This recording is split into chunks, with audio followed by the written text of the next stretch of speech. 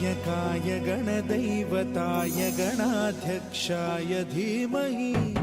गुणशरीराय गुणमण्डिताय गुणेशानाय धीमहि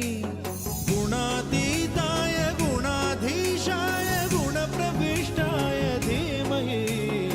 एकदन्ताय वक्रतुण्डाय गौरीतनयाय धीमहि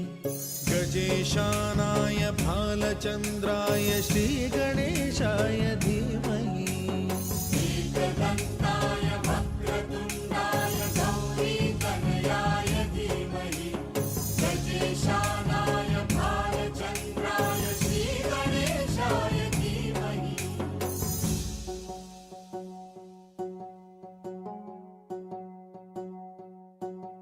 गानचतुराय गानप्राणाय गानान्तरात्मने गानोत्सुकाय गानमत्ताय गानोत्सुकमनसे गुरुपूजिताय गुरुदैवताय गुरुकुलस्थायिने गुरुविक्रमाय गुह्यप्रवराय गुरवे गुणगुरवे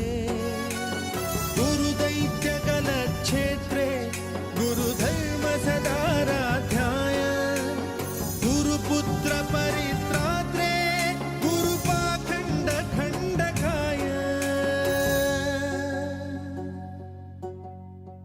गीतसाराय गीततत्त्वाय गीतगोत्राय धीमहि गूढगुल्फाय गन्धमत्ताय गोजयप्रदाय धीमहि गुणातीताय गुणाधीशाय गुणप्रविष्टाय धीमहि एकदन्ताय वक्रतुण्डाय गौरीतनयाय धीमहि गजेशानाय भालचन्द्राय श्रीगणेशाय धीमहि